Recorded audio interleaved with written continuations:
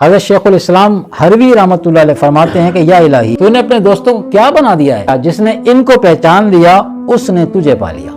حضرت داتا علی حجویری رحمۃ اللہ علیہ فرماتے ہیں کہ انسان ناخن سے کسی پہاڑ کو کھودنا شروع کرے تو ممکن ہے وہ پہاڑ کسی وقت ختم ہو جائے، لیکن فرماتے ہیں کہ انسان کے لیے شیخ کامل کے بغیر نفس کو فنا کرنا ناممکن ہے۔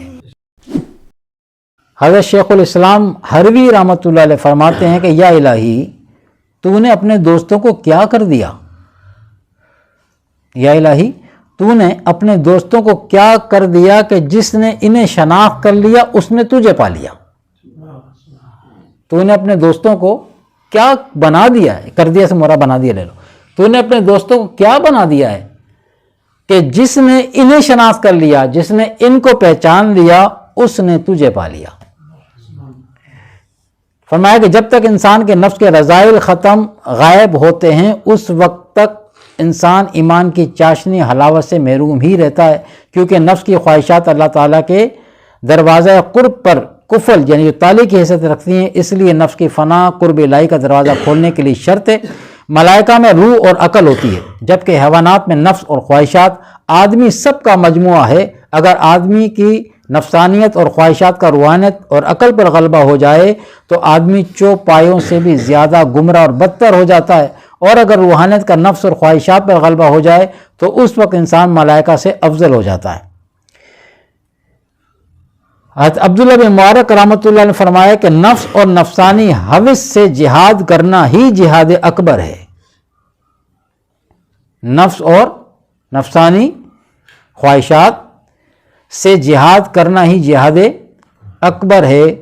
حضور علیہ السلام جب جنگ تبوک سے جب واپس ہوئے نا، جنگ تبوک جو تھی بڑی شدید جنگ تھی، جب جنگ تبوک سے واپس آئے تو فرمایا کہ ہم جہاد اصغر سے جہاد اکبر کی طرف لوٹ آئے۔ جہاد اصغر چھوٹی جنگ سے ہم جہاد اکبر اب بڑی جنگ کی طرف لوٹ آئے۔ تفسیر مظہری میں اس کا حوالہ ہے۔ تو صحابہ کرام اس بات پہ حیران ہو کہ یا رسول اللہ، وہ زبردست قسم کی جنگ تھی، تلواریں چل رہی تھیں، لاشیں تڑپ رہی تھیں وغیرہ وغیرہ، وہ آپ فرما رہے ہیں وہ چھوٹی جنگ تھی، اور اب جب گھروں پہ چلیں گے، بال بچوں میں رہیں گے اور امن سے رہیں گے، وہ تو حالت جنگ تھی، اب جب گھر پہ آئیں گے تو امن سے رہیں گے۔ اس کو آپ فرماتے ہیں کہ جہاد اکبر ہے۔ تو آپ نے اس کا جو جواب ارشاد فرمایا کہ وہ جہاد اصغر اسے اس لیے کہا گیا کہ وہ میدان جنگ میں تمہارا دشمن تمہارے سامنے تھا، کتنا بھی مضبوط تھا مگر تمہارے سامنے تھا، وہ جو بھی وار کر رہا تھا تم اس کو دیکھ رہے تھے، اپنا بچاؤ کر سکتے تھے، دیکھ کے اس پہ وار کر سکتے تھے۔ لیکن اب یہ ہم جب امن کی حالت میں گھروں پہ رہیں گے، اس کا مفہوم فقیر آپ سے عرض کر رہا ہے، گھر پہ چل کے جب رہیں گے، بال بچوں میں رہیں گے، کھائیں گے پیئیں گے وغیرہ وغیرہ، اپنے جو ہے زندگی روزمرہ کے معاملات میں رہتے ہوئے زندگی گزاریں گے، تو وہاں پر جو ہمارا دشمن پوشیدہ دشمن ہے جس سے نفس کہتے ہیں، وہ دشمن جو ہے جو پوشیدہ ہے وہ اس ظاہر نظر آنے والے دشمن سے زیادہ خطرناک ہے۔ تو اب اپنے گھر پہ رہتے ہوئے اور اب اس کی خواہشات کے مطابق نہیں چلنا، یعنی ایک میدان جنگ سے دوسرے میدان جنگ کی طرف آ گئے، وہ تو نظر آ رہا تھا میدان، یہ اسے کوئی میدان جنگ ماننے کو تیار نہیں، اپنے گھر میں رہنا، اپنے گھر میں امن سے رہنا، اپنے معاشرے میں اسے کوئی میدان جنگ، حالانکہ یہ اس سے بڑا میدان جنگ ہے، کیونکہ یہاں جو آپ کا دشمن ہے وہ چھپا ہوا ہے اور وہ بہت سارے اس کے پاس وار کرنے کے طریقے موجود ہیں، آپ اس کو دیکھ بھی نہیں سکتے۔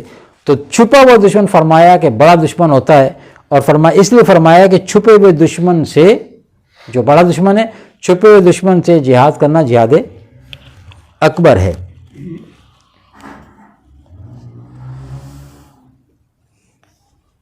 درشی پڑھی، اللہم صلی علی سیدنا مولانا ملجانا محمد وعلی آلہ وصحبہ اجمعین۔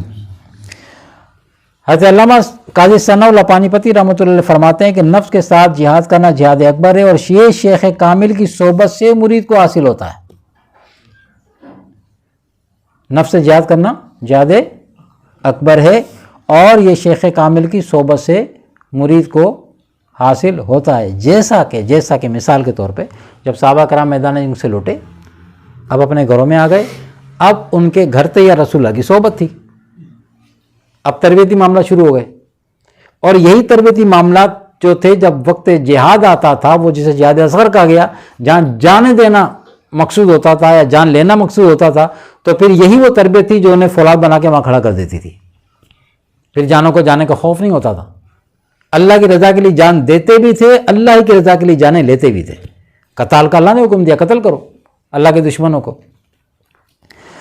تو حضرت داتا علی حجویری رحمۃ اللہ علیہ فرماتے ہیں کہ انسان ناخن سے کسی پہاڑ کو کھودنا شروع کرے تو ممکن ہے کہ پہاڑ کسی وقت ختم ہو جائے. دیکھو مثال کیسی دے رہے ہیں، کون دے رہا ہے؟ حضرت داتا علی حجویری رحمۃ اللہ علیہ فرماتے ہیں کہ انسان ناخن سے کسی پہاڑ کو کھودنا شروع کرے تو ممکن ہے وہ پہاڑ کسی وقت ختم ہو جائے، لیکن فرماتے ہیں کہ انسان کے لیے شیخ کامل کے بغیر نفس کو فنا کرنا ناممکن ہے. اب یہ وہ ہستیاں ہیں جن کا پریکٹیکل ہے، مشاہدہ اور پریکٹیکل، یہ وہ ہستیاں ہیں جنہیں دشمن بھی کہتا ہے کہ یہ واقعی اللہ کے دوست ہیں.